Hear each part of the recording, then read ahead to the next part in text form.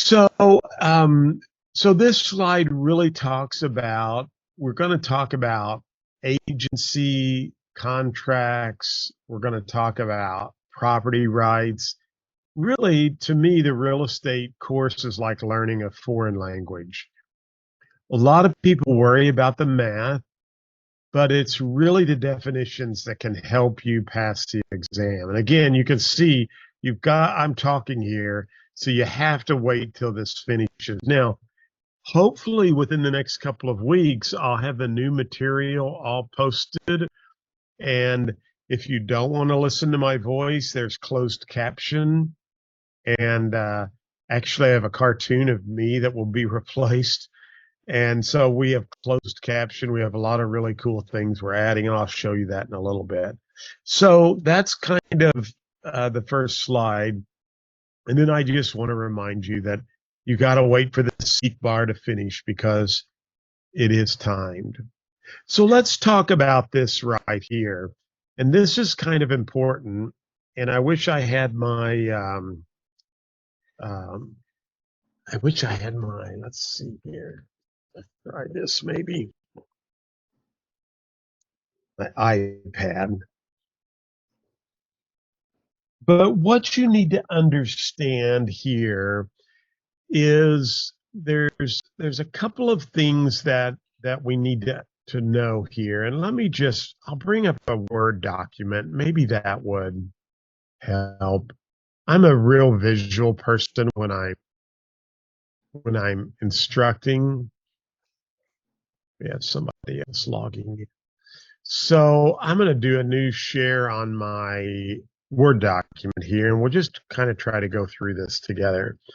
So a couple of things you need to understand here about real estate is there are some terms, and you could see this on the real estate exam, and the terms are this.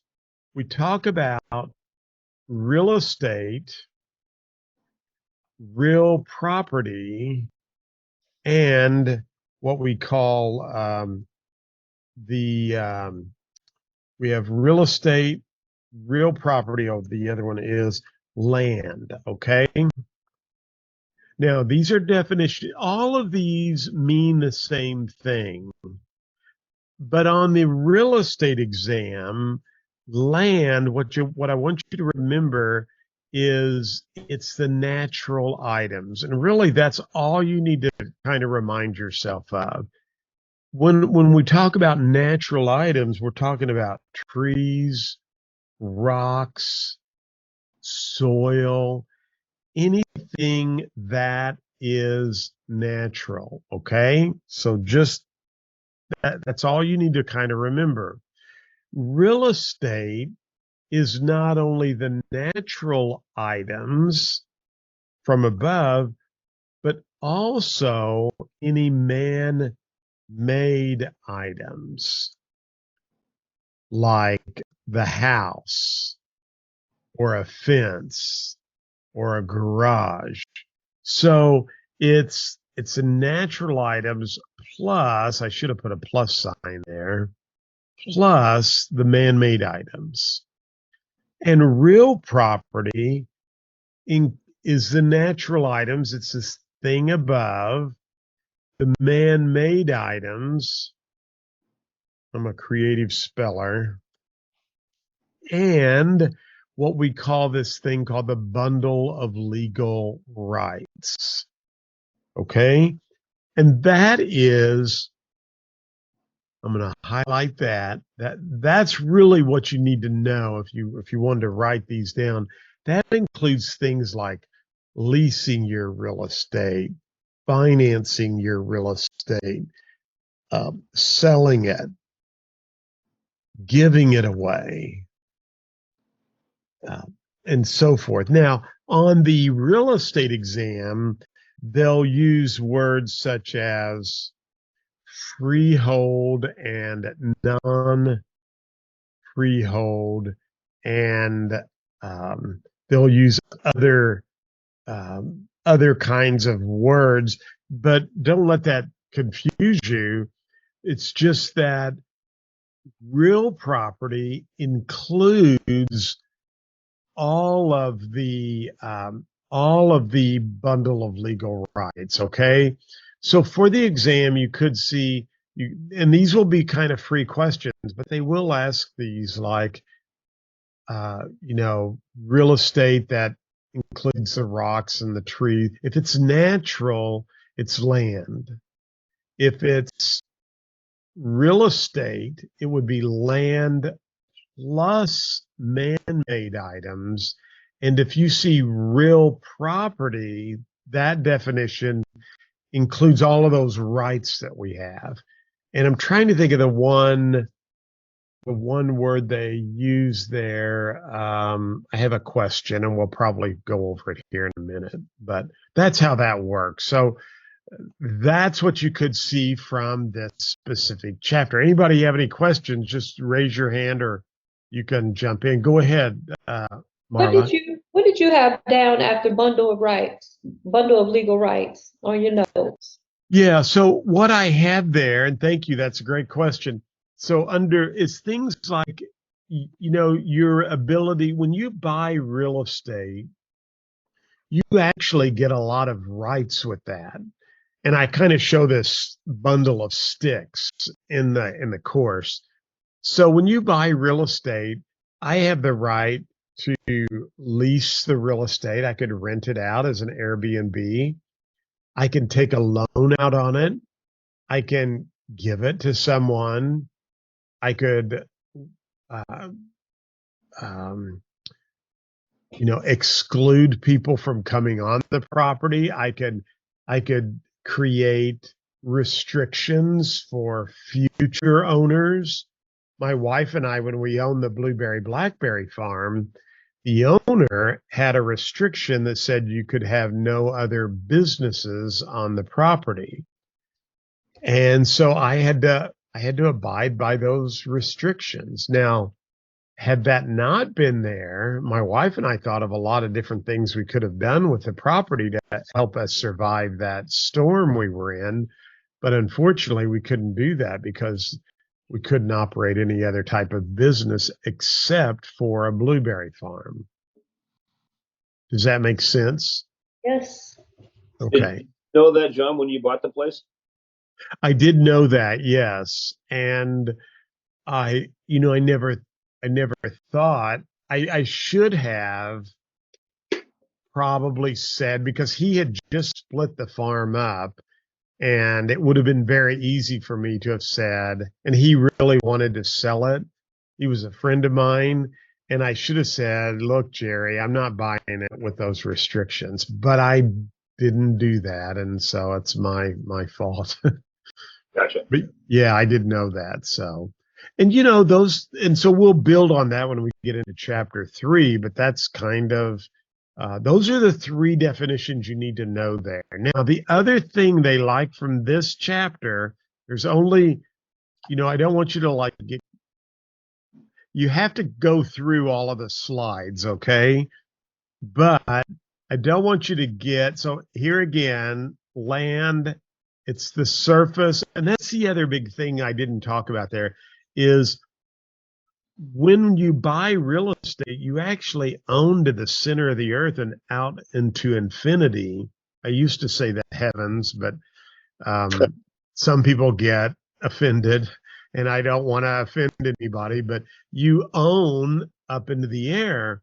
So that's why a lot of people who own land near an airport, when the airport expands, they actually have to buy those properties that are close by because they are infringing on the air rights of those owners. Now, if someone flies across my property tonight or tomorrow, I can't stop them. I mean, it's so far up in the air that the laws don't prohibit that. But if Farmington wanted to put an airport and the planes were like going over my land within 100, 200 feet above my head, they probably could not do that because I own that airspace. And so they would need to buy my real estate so they could control that airspace. And the other interesting thing here is when you think about it, and we're going to talk about this. This is the other part you need to know from this chapter is supply and demand, because they love those questions. When I was recently in Miami Beach, Florida for a real estate conference I was at just a month or so ago. And I hadn't been to Miami Beach for quite a while. And actually, I always thought it was I didn't know. I was very impressed with Miami Beach. Very clean beaches. They were really big and wide. And they have this really nice, like 20-mile bicycle, jogging, walking path between the beach and the hotels. And I was very impressed with Miami Beach. But it was interesting as I walked along there that and probably I should pull this up just so you could see it. As I said, I'm kind of more of a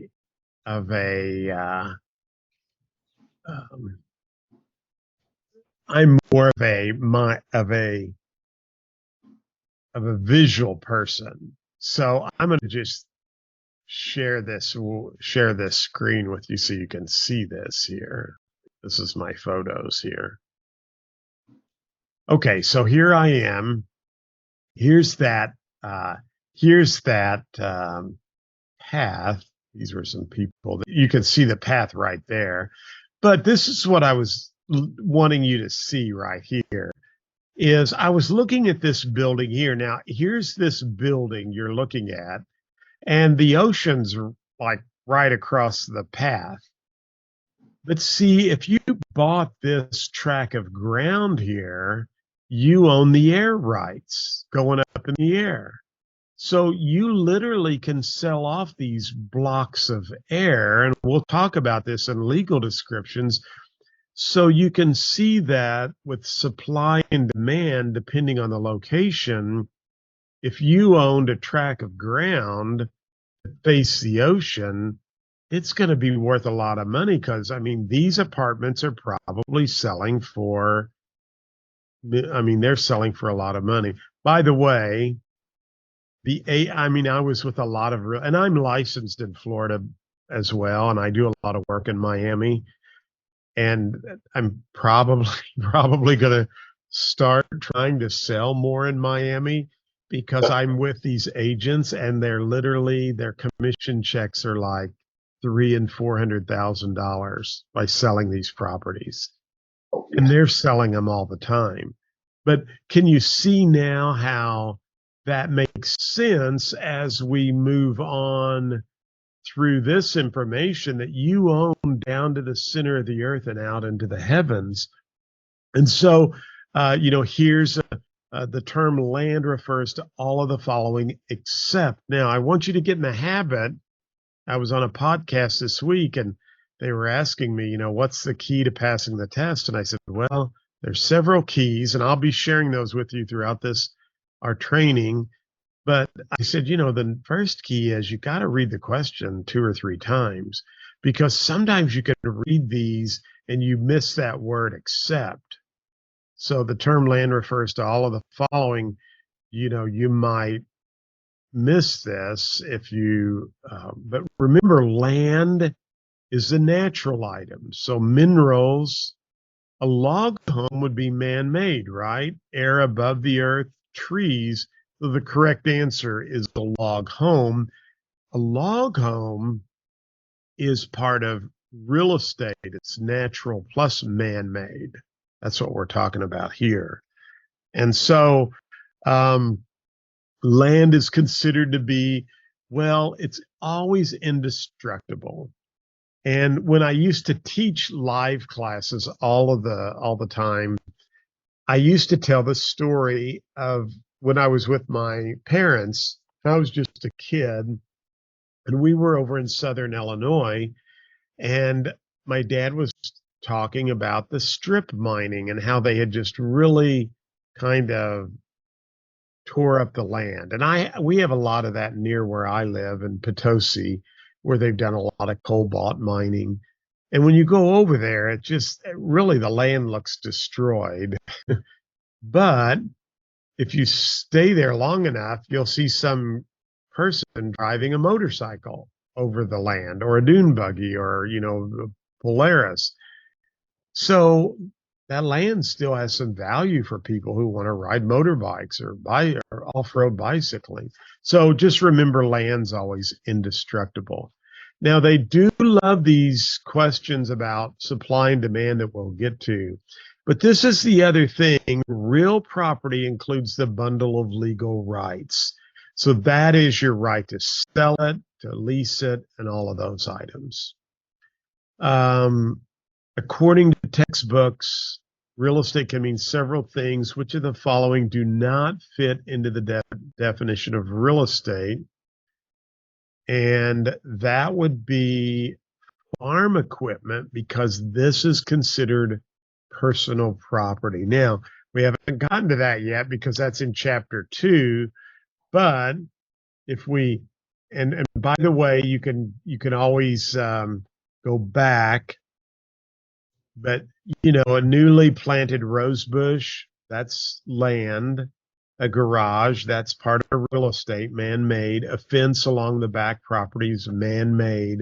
But farm equipment would be considered personal property. Oops. And so this little piece here, that was shot when the very first year I opened my real estate school in 2017, and that's our old home. And I shot this because I live in what's called the mineral area, and we had a lot of St. Joe mines nearby. And what I was trying to explain is that St. Joe Minerals purchased all of the land when St. Joe Minerals came into our area for mining. So they bought all of the land, and then all they really wanted was the lead, the mineral rights. So when they bought all of the land here, they then, and I don't know who that is, but it's my sister, so sorry.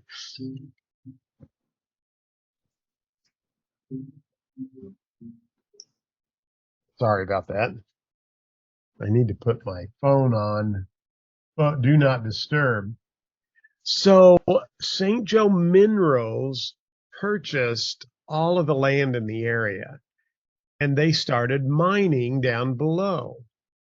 Well, they sold the land and the air rights to the miners and to people who work there, because they had no use for the property above the ground in most areas. And so in my area, when you buy real estate, you do not get the mineral rights. And for people from out of the area, it's kind of troubling for them, because they're like, why don't I get the mineral rights? Well, you can get them released from St. Joe Minerals. You just have to go through a process. But most people who buy property, if you read the deed, it just says the surface rights and the air rights, no mineral rights. So kind of an interesting fact. So that's what I was talking about on that slide. Any questions there? As I don't want to go too fast. So, you know, those are the 3 items you need to know, those definitions. And the other thing you need to know from this chapter, I'm just kind of fast tracking you through. Now, that's the other word I was looking for, was appurtenance. And appurtenance is, here's something that's kind of cool to do. If you haven't signed up for ChatGPT, which is free, it's part of this whole AI thing, but and it's free. It doesn't cost you anything. But while you're studying for the real estate exam, just go out and ask it, can you give me an example of an And I said I was a creative speller, so we'll. Sure. Okay. So I'm just going to ask ChatGPT. So certainly an appurtenance refers to something that is associated with or connected to something else, often a supplementary or auxiliary way. Here's an example to help you. A swimming pool cover. Imagine you have a backyard swimming pool. The swimming pool cover that you use to protect the pool and debris would be an appurtenance to the pool. Let's just ask, what about other real estate examples? And that's what I ask. So a fence. So these are all appurtenances. If you have a property with a fence surrounding it, the fence can be considered an appurtenance. See that? A shed is an appurtenance. A garage, an easement, which we'll talk about those, would be considered an appurtenance. A driveway, shared immunities like in a condominium complex, deed restrictions, those would be appurtenances, landscaping elements. So this ChatGPT can be a real big friend to you while you're going through the exam. And you notice how I just used it. I ask a question and then I just said, what about an example for real estate? So gave me some more. So appurtenances are said to run with the land. What that means is when you sell the property, that appurtenance, that easement or that fence or that deed restrictions, those all would run with the land. In other words, they would go to the new owner. Okay. So they automatically transfer to the new owner. Sometimes I've sold property where I gave an easement or I received an easement. And so when I sold that property, that easement would run with the land. It would go to the new owner. And that's what we mean by that right there. Okay. And then here's the only other thing you need to really know from this chapter. And I'm just going to, okay, which would not be considered real property. Again, not read these questions a few times. A trade fixture. We haven't talked about that yet, but that would not be considered real property.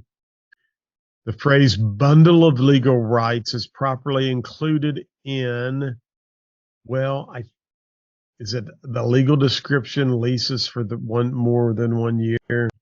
And it's the definition of real property. So this is the other big thing you need to know. What are the physical characteristics of real estate and what are the economic characteristics of real estate?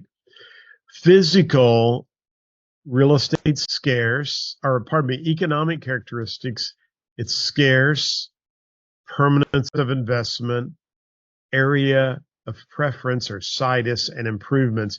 In other words, you could put a dollar sign to all of these.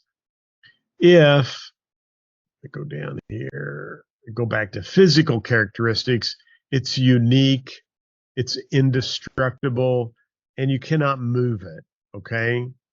So you could buy a lot of land. I could take you out to Lesterville, Missouri, and I could sell you 30 acres or 40 acres really cheap. But you can't move that land, and there's not a lot of supply and demand, which kind of goes along with the economic characteristic. So it's not very scarce, and so the price stays low. I always use the Cabbage Patch dolls. If that's when I was growing up, and that's probably a bad example, but there was a time when these Cabbage Patch dolls, you couldn't find them, and every kid wanted one for Christmas, including my girls. And so, like, people were paying astronomical prices for Cabbage Patch dolls. Well, there was a big demand, but there was little supply. Think about this. you don't have a lot of pieces of property on Miami Beach facing the ocean.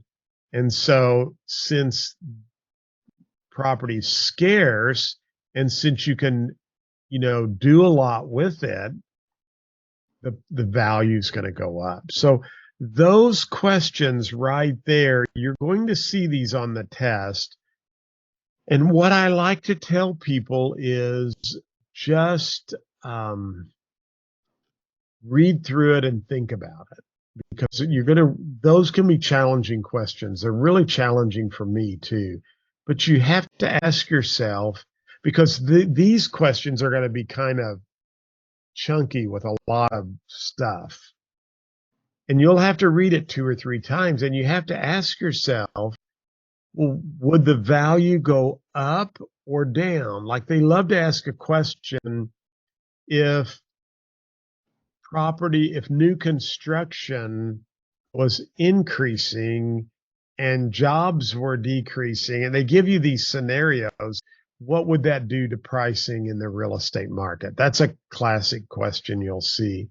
And so you just have to ask yourself, well, if there's not many houses for sale and there are a lot of buyers, prices go up. That's what we're in right now, is a seller's market. There's not much inventory, and there are a lot of people looking for property. So if you can, and that's why I say there's such an opportunity now, if you can go out and try to find people that want to sell their houses in that first-time home buyer range, you can make a lot of money. One of my girls that just passed her real estate exam, she's in Virginia, and she took the test like 3 or 4 times. She went through another school and didn't pass. She found me on YouTube. She came to my school in Virginia, and she passed her test. And I've got an interview I'm going to be sharing soon, but she's just knocking it out of the park. But you know how she's getting all her business? She's been going like to her kids' softball games, and she's been going to all of these, she does these first-time home buyer programs with a lender and invites people from apartments to come to it.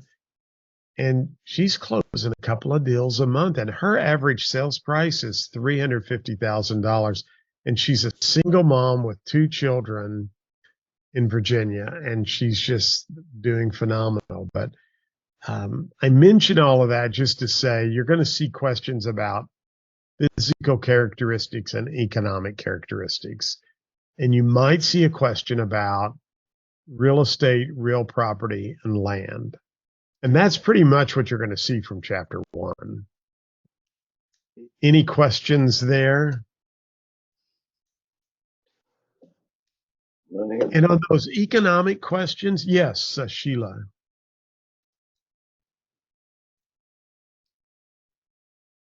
Yes. So you said that jobs were decreasing. Well, I was just throwing some things out there, and I probably didn't think about that too. But let's just say if jobs were decreasing and inventory was rising, that would tend for me to think, okay, if there weren't a lot of jobs, in other words, unemployment was starting to rise, so jobs were decreasing, unemployment's rising, and inventory starts to rise, that's probably a sign that prices would be falling. Right. Okay. I thought you said they were going to go up. And yeah. No, and I apologize. And thank you for bringing that up. What I wanted you to know is they're going to give you some factors, and you have to determine what's happening in the marketplace. Are are sales prices rising or falling? And so they love to throw all of these variables, and you have to really read the questions a few times, and you'll get some scratch paper and a pen. I just I take the facts out and say, okay, this is what's happening. I'll take 3 or 4 points out of it to get it out of the question, and then I look at it and think about it, and you'll be able to answer it. But those are the kind of questions you're going to see there. Let's just, for fun, I'm doing this for fun. We'll try it here. Since I started my school, when I first started my school, I didn't have this luxury. Okay. Can you give me an example of a real estate exam question, multiple choice, that would deal with supply and demand in a specific location? We'll see. If I call ChatGPT Susie, because another lady that I knew, let's see here, or she was always calling her ChatGPT. Let's see if we can. Chatty. So I started calling mine Susie because the best secretary I ever had was Susie.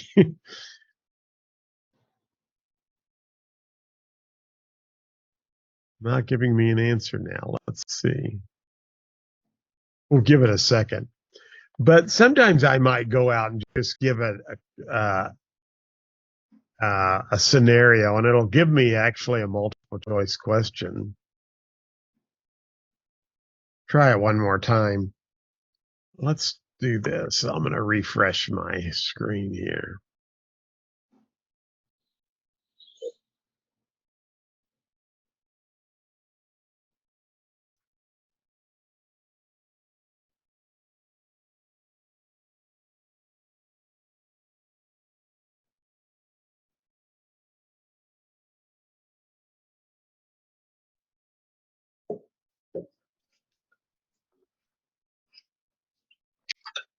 So, which of the following economic characteristics is associated with real estate? Yeah, that's not a good one there. I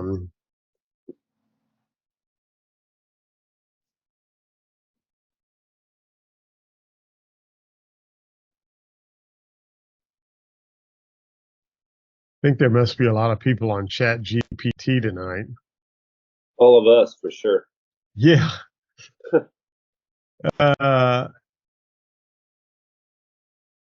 Well, those aren't very good, but they'll give you a pretty lengthy question, and trust me, they're going to give you things that are going on in the real estate market. And so you just dig through that and you'll do fine. But don't try to rush yourself on those questions, because they really, we'll take a look at a couple of these. Real estate's highly dependent on the local environment because of its immobility. So you can't move it, right? And so that's the correct answer there. I think you'll really like the new format that I'm getting ready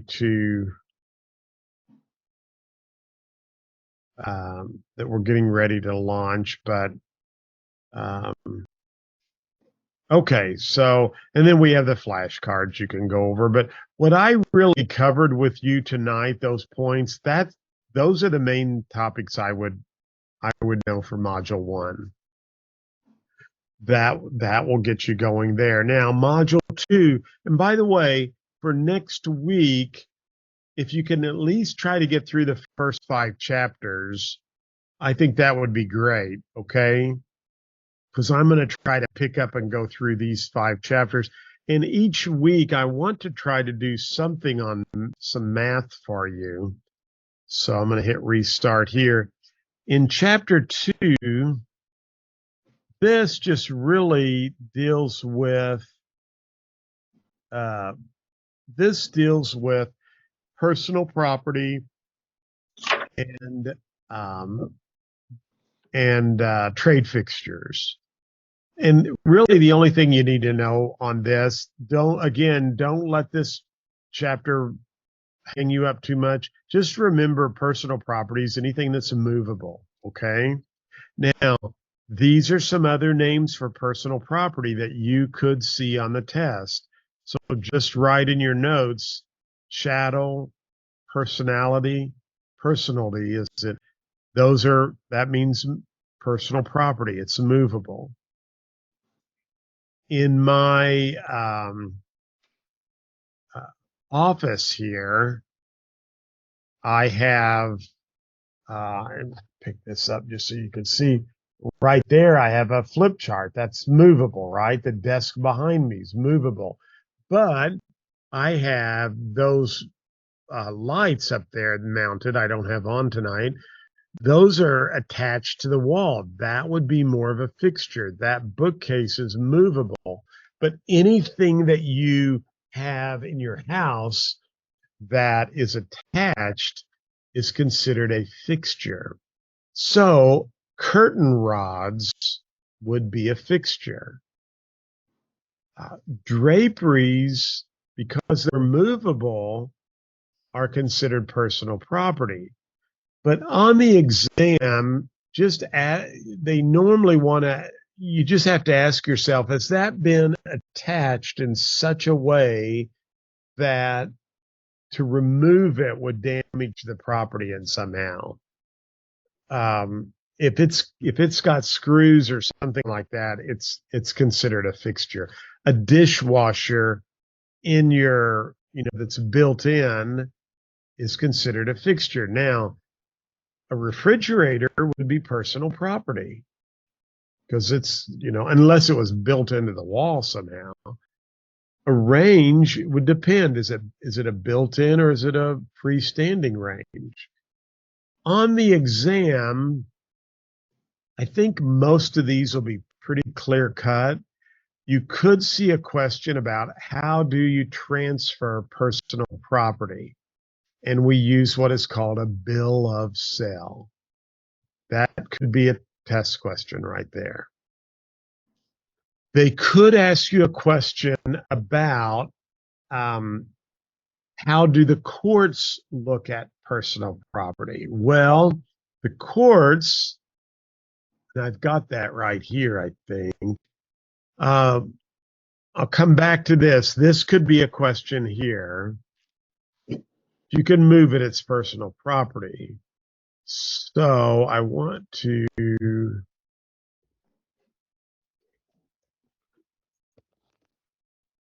I had a question down here. Okay. Test of a fixture, here we go. They look at, and I use the acronym MADE. This is how, and you could see a question on this. How do the courts determine if an item is personal property or a fixture? And so if you use the acronym MADE, the M stands for method of attachment. How was it attached? If it's been attached with screws or nails or bolts, it's a personal property. The adaptation to the real property. And one of the videos that I show you down below is a gazebo at my pond. My wife and I put a gazebo in next to our fish pond. Well, the gazebo is movable. It's just sitting on some blocks. But if you look at that, if the court were to look at it, they would say, look, that gazebo really adapts to that pond area. So it's a fixture. We couldn't take it with us. And then the intention of the parties, what was the intent and was there an agreement? So I actually have a video of that. I do want to come back up here to, I think it was right here. This could be a test question. Again, I said there's lots of definitions, and this is called annual plantings. There is a name for this, and I thought I had that there. I think I mentioned it on but if you see a question where someone was renting a farm and they had planted corn and they were renting the farm and the owner sold the farm to someone else, the new owner could not kick off the tenant and try to collect the corn, because annual plantings that require cultivation are considered implements, which is personal property. So if you leased a farm from me, some land from me, and you planted corn or pumpkins, anything that's an annual crop, and I sold the farm to, let's say, Randy, who's on the call with us, Randy couldn't come in and say, hey, Marla, you can't have that corn. I bought the farm and that corn belongs to me. No, the corn would still belong to Marla because it's an annual cultivated crop. So crops that are annually cultivated, if you are a tenant and you planted that, you get to stay, you get to collect your crop. Once you collect your crop, then you have to leave. You couldn't, the farm's no longer yours to rent unless you had an agreement that was specified. But I just wanted you to understand things like corn, pumpkins, those annually cultivated tomatoes, those are called implements, and they stay with the tenant, not the owner, okay? That could very well be an exam question. Personal property, if you can move it. We use a bill of sale to transfer personal property. And then this could be a question too. These are kind of free questions if you just go over these. If you cut firewood down, at one time it was real property, but now it's become personal property. So if you tear down a brick home and you stack the bricks, that's now personal property. And we call that severance. That's the process of that. And then fixtures. I think these will be pretty self-explanatory.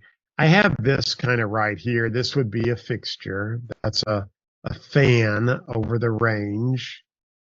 That is a spice rack. Well, that would be personal property. That's a faucet. That would be a fixture. That's a blind. That would be a fixture because blinds are attached up there with the screws. Couch is personal property. Table and chairs, personal property. The cabinets would be a fixture. And the range would depend if it's a freestanding or if it's mounted in. But in this case, if it's freestanding, it would probably be considered personal property. But it would just depend. One time, I bought a house. My wife and I bought a little house, a rental house, and it was an older lady. And she had all new cabinets in the kitchen, and the laundry room was right next door. And she had brand new cabinets in the laundry room, the base cabinets, and some cabinets up above. Well, after we closed, I went in the house, my wife and I went in the house, and the cabinets were gone in the laundry room. And she said, oh, no, those were movable. Those weren't attached to the wall. And, I didn't want to get in a big argument with an elderly lady, but, you know, she took them with her.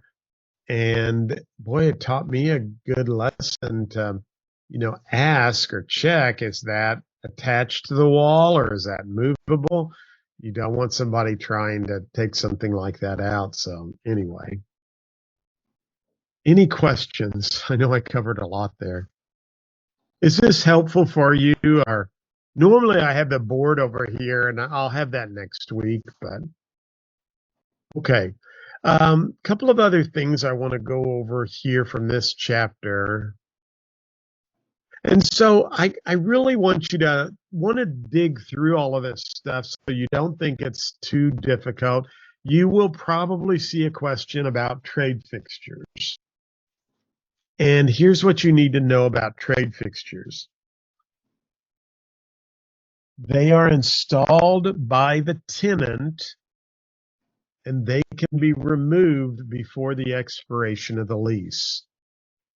So if you go in a QT, that's a quick trip that we have here in Missouri, or trying to think of the other one that's real big now. I'm seeing a lot of, they're building the gas station. Can't believe I can. What's that? Casey's. Yeah. That it was, did you say Casey's? Yeah. Yeah. Those are normally leased buildings. And so those fixtures that they put, the gas pumps and everything, those are considered trade fixtures. So if they ever close that down, they can take those with them, any of those trade fixtures with them. If they leave them after the lease expires, the owner can keep them. And that's called a cession. We could, you know, what happens if the tenant fails to remove the trade fixtures or fixtures by the time the lease is up? Well, the owner of the real estate gets to keep those, the landlord, and we call that a cession, ACCESSION. That could be a question. They like that question there. And then I have some example. This is a little video I did. And this is a video, well, let's see.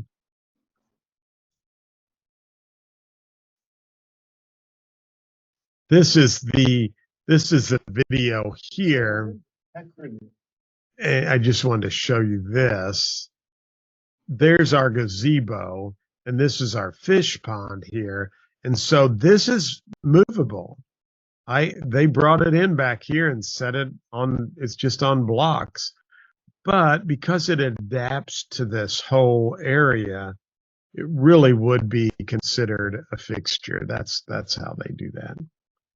I was going to see if there was something else that we talked about that. Real versus personal property. Take a look at a couple of questions here. An item of real property may become personal property through severance. Just think of severing, you know, you severed that, and that's how that happens there. An artist, this was a question they had on the exam for a long time. I don't think it's on there anymore. Had a stained glass window in a hallway. Upon selling the property, the artist wanted to take the window. Can he do this? And again, read these 3 times, but yes, as long as he made it clear before he signed the contract and got an agreement from the other party. And then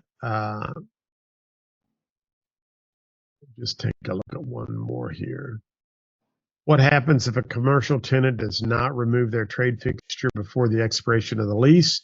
Well, the landlord keeps it, and that's through what is called a cession. Those are the main topics in chapter 2. Now, I did have this little, I did plug in some of these math questions at various points. This question here has been seen on the real estate exam. And so anytime you see some of these math problems I plugged in, just understand it's kind of been a recent real estate question. It's funny. I've had, and I put it in chapter 21, and I've had more people say, I had this question about an amortization chart, and I don't remember seeing that. And here's the video right here. So I actually show how to, that's when I was 50 pounds heavier. But I actually walk you through and show you how to use this amortization chart. And so, I was trying to find that. There it is right there. So like this is on the exam. People are seeing this on the exam. Theoda, I don't mean to pick on you. Did you see the amortization chart on the test? Okay. So she saw it. And I've had students that say, I had a question about an amortization chart and I didn't know how to work. And I'm like, I got a whole video on that. I don't know if they got up and went and got coffee while they, anyway, anytime you see me, if you see like a math problem plugged in, it's because someone said they saw it on the real estate exam. So just watch those videos real close, okay? Because that amortization problem is not, it's a free question if you just follow how I show you to work that. So, and you can always go to my YouTube channel and find that as well. Okay, I want to see if, let's see here. I want to see if I can put, let's go on to module 3 real quickly. But that, if you can go through those first 2 modules, I pretty much, those are the, if you've taken notes tonight, and by the way, I'm recording this and there's a note taker. And when I put this up online, you can scrub through this to whatever you want to watch based on what I'm talking about. And so I encourage you to go back through. But what I told you to learn for tonight, that's what you're going to have. That's what you'll be tested on. So don't make it too difficult. And then chapter 3, this is where it starts getting a little bit more challenging. And I want you to understand that I'm going to point out what you need to know and don't make it too difficult or challenging here. So notice here, when I use the word interest, it could be 2 things really. And so interest could mean anytime we talk about when a person has an interest in real estate for the exam, it could mean ownership, or it could mean a leasehold. Okay. Now, leases, as we will discover, can be month to month. We get into this on chapter 18, I think it's 17 or 18. They could be month to month. They could be for a specific period of time. In other words, it could be a 6-month lease or a 1-year lease. It could also be for until an event happens, like you can stay there till I sell the property, and once I sell the property, then you're going to need to leave. And we also have what is called, this is called an estate at sufferance or in sufferance. This is when you have a tenant who doesn't pay.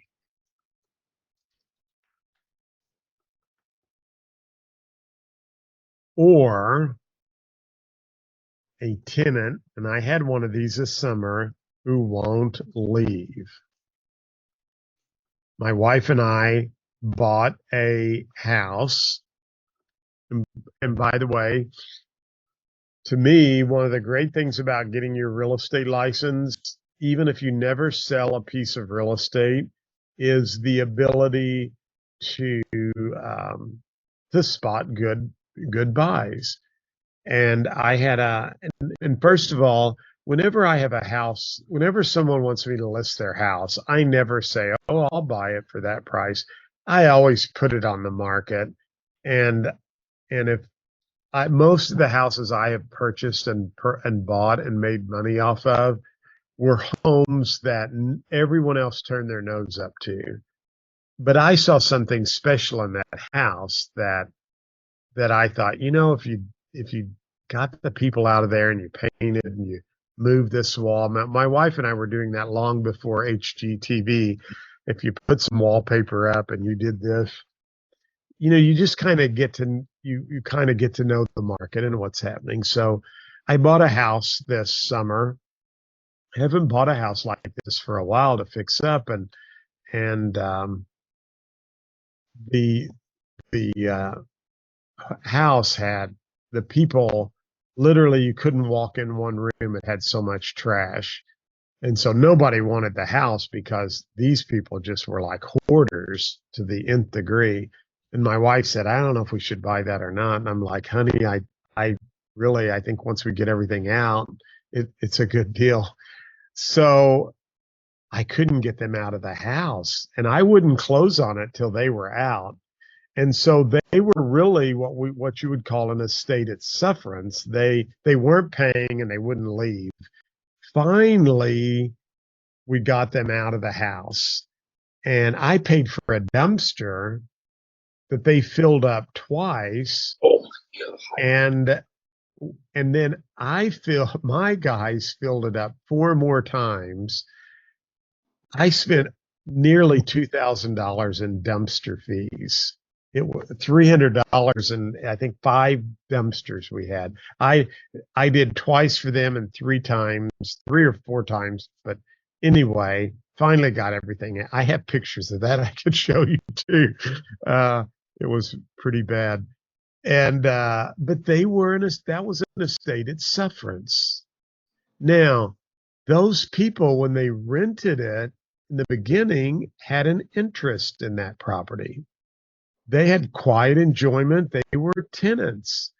But then when they didn't pay their rent and they remained after the term, they became what we called an estate at sufferance. It's the lowest form of interest. Now, ownership interest, as you can see, we're going to look at, and we call this freehold. Oops. This is called a freehold estate.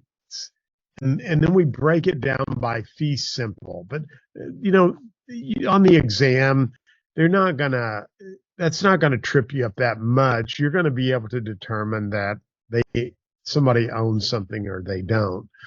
A leasehold estate is also called a non-freehold. Okay. And so that's freehold is ownership, non-freehold you lease. But in both of these examples, people have an interest in real estate. So we'll kind of dig through all of that and understand the differences there. So that's what I'm talking about here is, I mentioned here that for an estate to exist, the interest must be one that can be measured in terms of duration. Now, and I've got I think you're still looking at this, so I'm sorry about that. I was showing this slide here. For an estate to exist, the interest must be measured in terms of duration. Now, for the exam, here's what I want you to remember. A freehold estate or fee simple, which is ownership, okay? just remember that it can go on forever. That's just what you need to know. There's no time limit, because I could leave it to my children, they could leave it to their children, just can go on and on and on. Now, yeah, you could sell it, but for the exam, freehold or ownership or fee simple, it's an indefinite duration. Could go on forever. A leasehold estate or a non-freehold estate, here's what you need to know for it. It will end at some time, even if it's a 99-year land lease. It's going to end. Okay? So just remember that leases or non-freehold estates, they definitely will end at some point. But a freehold or a fee simple estate means it can go on forever. Okay? So those are kind of how you're going to be able to pick these out on the test. And now, we have a couple of other things, and we'll go through this. I don't want to make this too challenging. So freehold estates, think ownership interest and undeterminable time period. It could go on forever. That's what I tell you. Non-freehold, think lease, a set time period. Even if it's a long-term lease, and believe it or not, there are lots of 99-year land leases in Hawaii. That's mainly what they do. If you drive through a Chick-fil-A or you drive through a McDonald's, that's norm. Most of those leases are what are called land leases. And so it gets kind of interesting. I could take you here in my area to a Hardee's, and the Ropers, because I know Mr. and Mrs. Roper, own the land. And then Springer and Associates developed the shopping mall, and they built the building. Now, Mr. Springer took a 99-year lease from the Ropers, and then Mr. Springer re-rented the property to Hardee's. So these leases can be stacked like this on top of each other. So you can see leases for a long, long time. And as I mentioned, in Hawaii, most of the property that's sold, if you read the advertisements, they will say freehold estate or non-freehold. And so when you're a buyer looking at these properties in Hawaii, you know, I'm only buying a lease that has a house on it. I'm not actually buying the real estate. And so that will, of course, affect the price of the property. So they're not going to get that confusing on the test. What I just want you to understand is if it's undeterminable length, it's freehold. If it's a period of time, even if it's a 99-year lease, that's an example of a non-freehold. So again, a lease is an example of an estate. Let's take a look at this. A method of holding title to a parcel of property wherein the mortgagor, now see, I'm throwing terms in here. That's why you need to know the terms.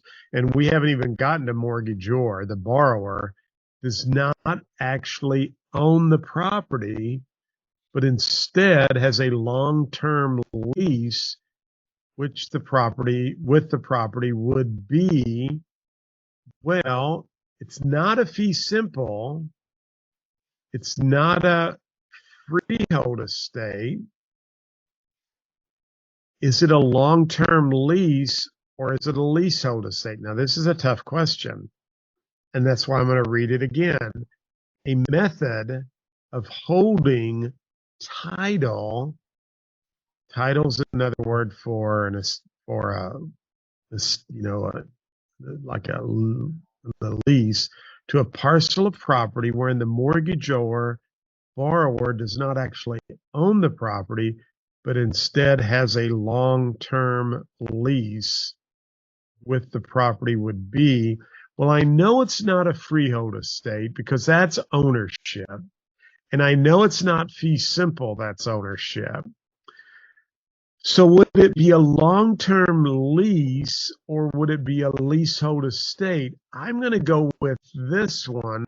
And I'm going to be honest with you. I can't remember the answer to this, but that's okay. If you miss these, I'm not going to I won't know you missed it, and you'll probably won't miss it on the day of the exam. But that's the correct answer. Now, if we go back and I do long-term lease,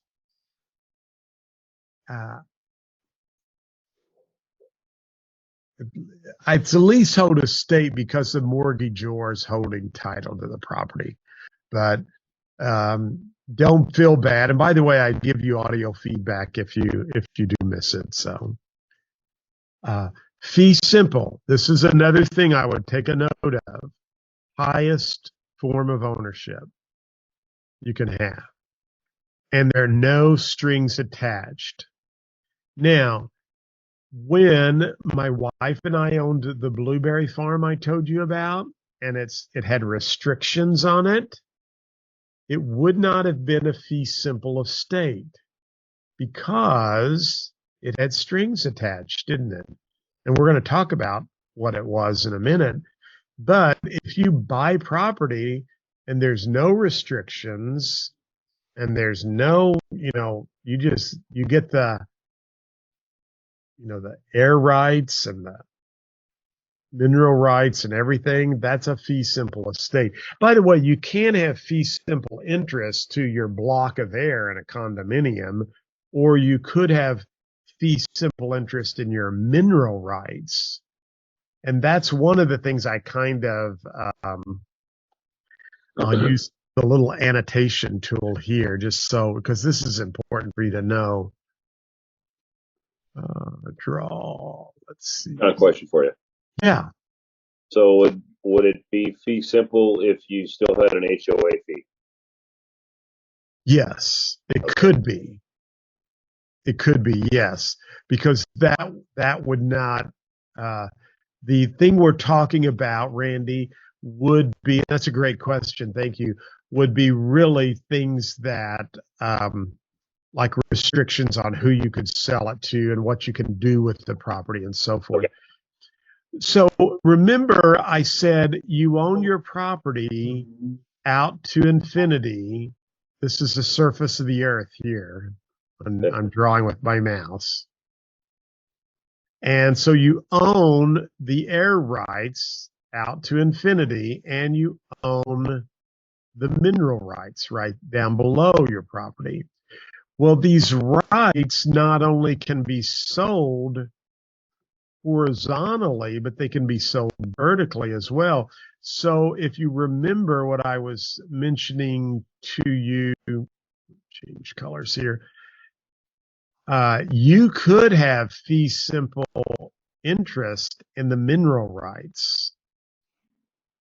Or if you developed a condominium complex on your property, and, as I showed you in Miami Beach, that block of air could be fee simple.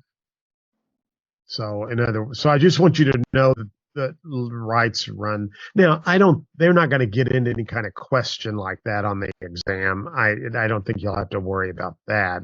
I just want you to understand the concept of fee simple and everything. But what I want you to really take note of is fee simple interest is the highest form of ownership, and there are no strings attached. It's yours. You can do whatever you want to. And I talk about this Uncle Pete, which we'll talk about a little bit later in the course. But Uncle Pete is police power, like zoning, eminent domain, where they can take it for private property for public use, charge taxes, and it's cheap when you die without heirs and without a Okay. Erase all of that. Any questions there? So, as you go through this, don't say, oh my gosh, I don't know all of this. This is a lot of stuff and it's going to scare me. We're going to pick through this. And as we move through the course, I'm going to start having we'll spend one night and I'm just going to go through a bunch of questions with you. Okay. So your job is just get through the material and take these notes that I'm telling you from each chapter, because probably as we go through all of this, I'm going to give you 100. You only have to get 70 questions right. 75 in some states, but 70 in Missouri.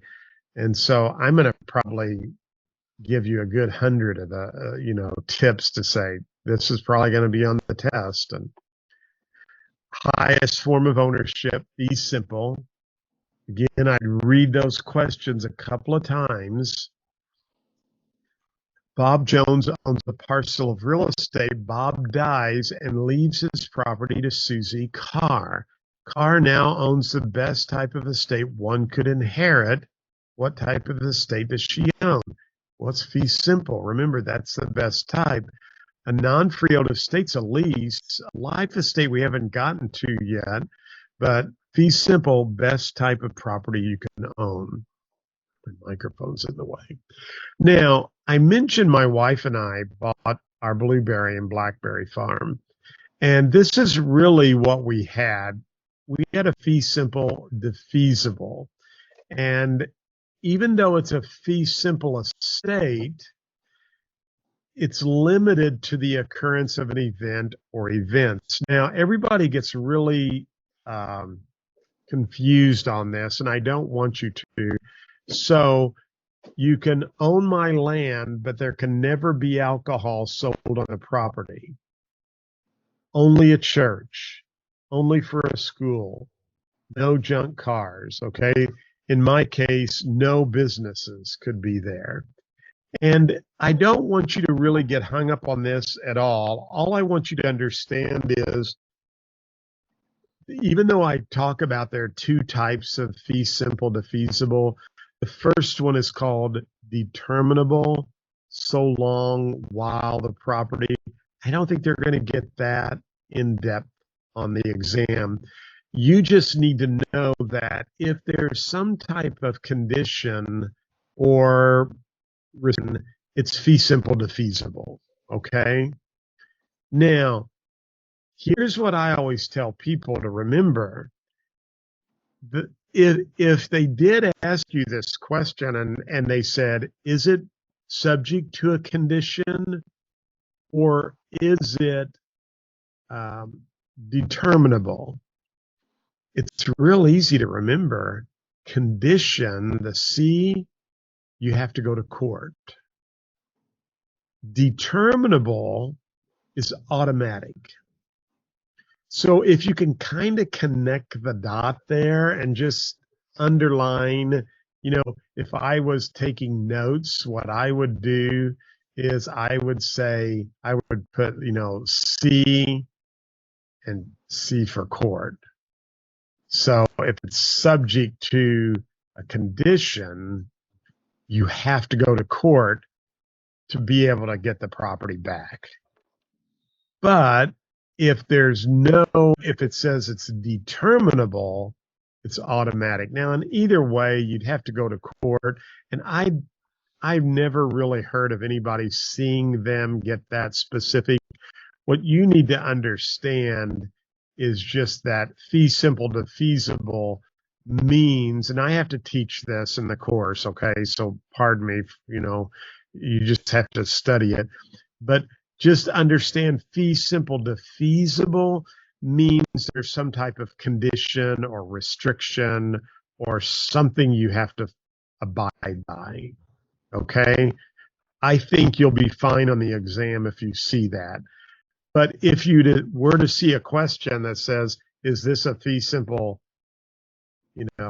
defeasible or a determinable or condition, and they talk about having to go to court to get the property back, well, just try to remember the condition, the C and the C here would tip you off that's a court. But I don't think you'll see that. I definitely think you could see this right here. What is fee simple to feasible? There's some restrictions or something that you have to follow by. So you know, I think this is why this type of course is going to help you to go through this with me. Detail just has to do with succession of owners' relatives. I've not really heard about that. But life estate, you probably will see on the test. And probably I'd like to pick up with this next week. And by the way, I do have a video right here. And I always get questions because I guess I said something kind of incorrectly. But on the next video, I do clear that up. But you have a life tenant, and you kind of read over this, and I'll draw it out next week. It's the life tenant is the person who owns the estate. At this point in time, they have control of the property. Okay. And then we have the grantor. That's the person who created it. And we have what is called pour attrive. It's for the life of another.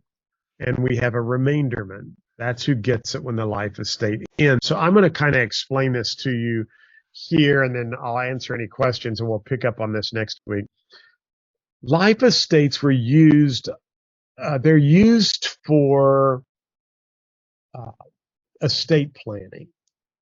So, Beth, let's just say that you own some property and you have a daughter and a son, okay? And you own this farm, your parents left it to you, and you own this farm, and you're thinking, okay, if something, I really don't need this farm right now, and so I'm going to move into an apartment, but I'm going to let my son have it or use it. So you grant your son a life estate. You're the grantor. That's the grantor. Her son is the life tenant. He owns the life estate. Okay?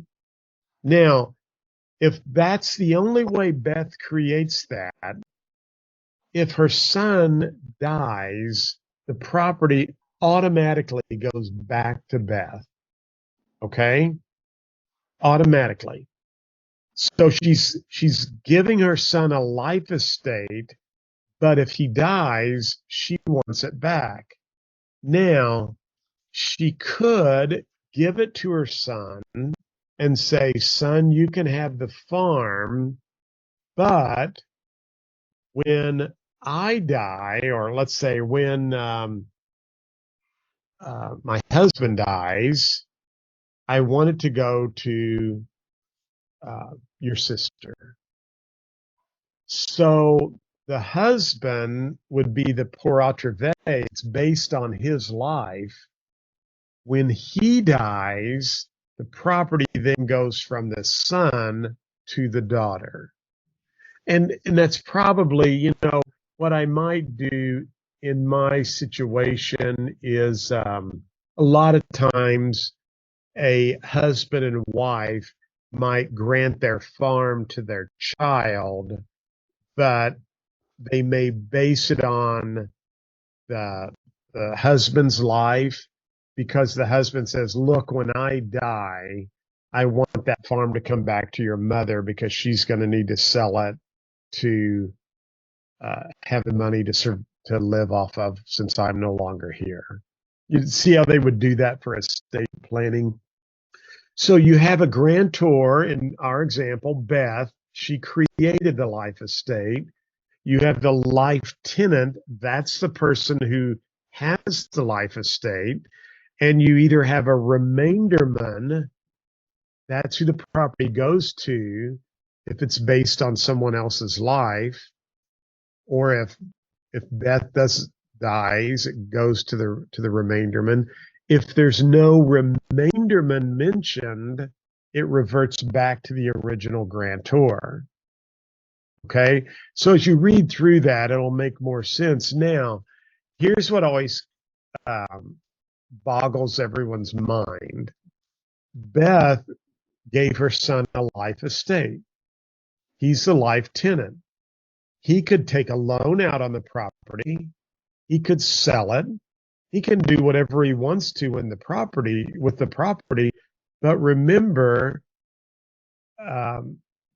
if it's based on Beth's husband's life, once the husband dies, the son no longer has the property, so it goes to someone. It either goes to the remainderman, Beth's daughter. I hope I have that right. Or if there's no remainderman listed, it goes back to Beth.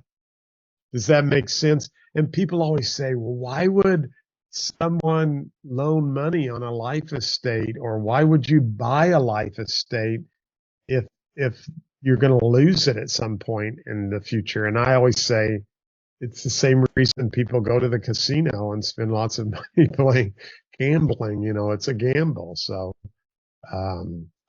but you will probably see a question on a life estate. Now, here's how they do these questions on life estates.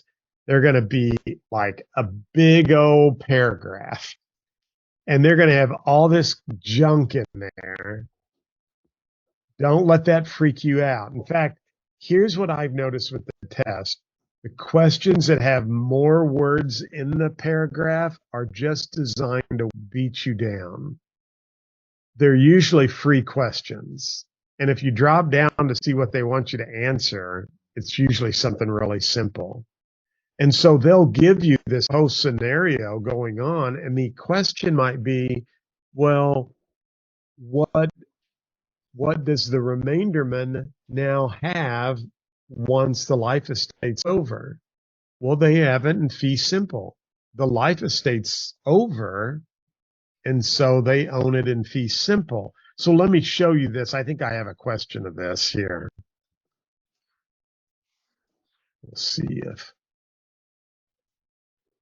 a life tenant is the person who they own the real estate. They're the life tenant. Now let's go down here. I want to see what goes to a third party. That's the remainderman, okay? Which best describes a freehold estate? This is a good question here. It is a life estate or greater. It is an estate of less than a lifetime. Well, remember, that's a time period. That's a non-freehold. That's a non-freehold. That's a non-freehold. So it has to be this one here. I give you lots of these questions. If an estate is said to have an indefinite duration, it would be called, now indefinite means it could go on forever. It's a freehold estate. All of these others, which we haven't talked about this yet, these are all leases. So it's a freehold estate. I want to get to the question. We're not going to do that one. Okay, this is what I wanted you to see. And this is a classic question you might see over life estates. An owner of a life estate died. So in this case, remember, Beth gave her son a life estate, and he died. And the land passed to the remainderman, his sister. What interest would the remainderman, the sister, receive? Well, in that case, she has it in fee simple. The life estate's over. She doesn't have a life estate. That's ended. Estate in reversion, that's just, I don't know what that is. Estate at will is a lease, which we'll get to in chapter 17. So the sister now has an estate in fee simple because it could go on forever. It's like free. So here, this is an example where I give you this, so long as it's just fee simple determinable. You're not going to see both of those questions in there. So just remember that. Fee simple, all inclusive type of property. And